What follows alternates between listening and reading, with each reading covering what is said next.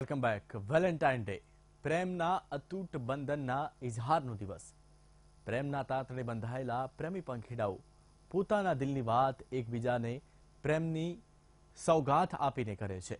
પરંતુ આજે 21મી સદીમાં પણ પ્રેમના દુશ્મનો ઠેર ઠેર જોવા મળે છે. અને આવા દ્રશ્યો જોવા મળે અમદાવાદમાં, જ્યાં પ્રેમી પંખીડાઓ પર કેટલાક સમાજના દુશ્મનોએ વરસાવી લાકડીઓ અને પોલીસ મૂક પ્રેક્ષક બની જોતી રહી.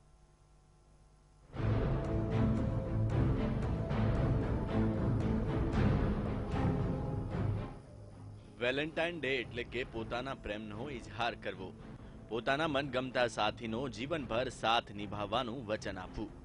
આવો જ માહોલ અમદાવાદના રિવરફ્રન્ટ પર જોવા મળ્યો, જ્યાં પોતાના પ્રેમનો ઇઝહાર કરવા મોટી સંખ્યામાં પ્રેમી પંખીડાઓ ઉમટ્યા હતા.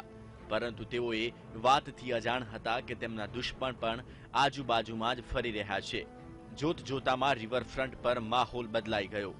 પોતાના પ્રેમનો ઇઝહાર કરી રહેલા આ યુગલોમાં ભાગદોડ મચવા લાગી. આ કોઈ મજાક મસ્તી નહીં, પરંતુ પ્રેમના દુશ્મન બનેલા કેટલાક અસામાજિક તત્વોનો ખોફ હતો, જેઓ લાકડીઓ લઈને તેમની પાછળ દોડી રહ્યા હતા. આ દ્રશ્યો છે રિવરફ્રન્ટના, અને જે લાકડીઓ વડે પ્રેમી યુગલો પાછળ દોડી રહ્યા છે તે છે બજરંગ દળના કેટલાક કાર્યકર્તાઓ. સૌથી મહત્વની બાબત તો અહીં એ જોવા મળી કે જ્યારે અસામાજિક તત્વો પ્રેમી યુગલો પાછળ લાકડીઓ લઈ દોડી રહ્યા હતા, ત્યારે રિવરફ્રન્ટ પર હાજર પોલીસ પણ મૂક પ્રેક્ષક બનીને ઊભી હતી. પોલીસની હાજરીમાં જ બજરંગ દળના કાર્યકર્તાઓ પ્રેમી યુગલો પર લાકડીઓ વરસાવી રહ્યા હતા, તેમને રિવરફ્રન્ટ પરથી ભગાડી રહ્યા હતા, અને પોલીસ માત્ર જોતી હતી. આ દ્રશ્યો પરથી ચોક્કસ અનુમાન લગાવી શકાય કે શહેરમાં કાયદો અને વ્યવસ્થાની સ્થિતિ કેવી હશે. એક તરફ જાહેરમાં માનવ અધિકારનું ઉલ્લંઘન થઈ રહ્યું હતું, બીજી તરફ કાયદાના રક્ષકો મૂક પ્રેક્ષક બની જોતા રહ્યા. આ દ્રશ્યોને જોતા સામાન્ય નાગરિકને પણ પોલીસ સુરક્ષા પરથી ભરોસો ઉઠે તો નવાય નહીં. જો કે સમગ્ર ઘટના જ્યારે મીડિયામાં પ્રકાશિત થઈ, ત્યારે પોલીસે પોતાની ભૂલ સમજાઈ હોય તેમ બજરંગ દળના 18 જેટલા કાર્યકર્તાઓની અટકાયત કરવા દોડી. પરંતુ ત્યાં સુધીમાં તો રિવરફ્રન્ટ પર રહેલા તમામ યુગલોને બજરંગ દળના કાર્યકરોએ ભગાડી મૂક્યા હતા.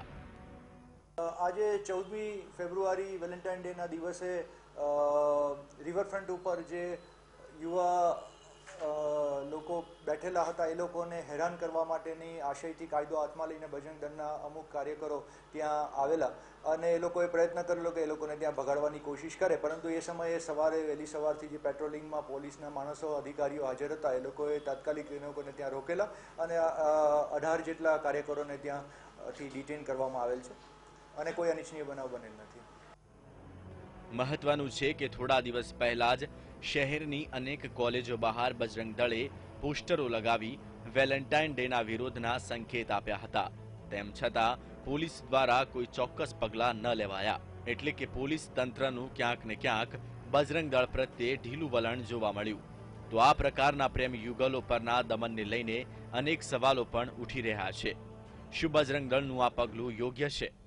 પ્રેમ કરનારા પર દમન ગુજારવાનો કોણે આપ્યો અધિકાર? શું પ્રેમી પંખીડાને હેરાન કરવા તે માનવ અધિકારનો ભંગ નથી? બજરંગ દળને કોણે આપ્યો કાયદો હાથમાં લેવાનો અધિકાર? શું વિરોધ માટે બજરંગ દળને માત્ર વેલેન્ટાઇન ડે જ મળે છે? વિરોધ કરવો જ છે તો દેશમાં અનેક સમસ્યાઓ છે, જેના નિવારણ માટે વિરોધ કરવો જોઈએ. કોઈની નિજી જિંદગીમાં દખલ દેવાની જરૂર નથી. કેમેરામેન પ્રફુલ ઠક્કર સાથે ગૌતમ શ્રીમાળી, VTV ન્યૂઝ, અમદાવાદ.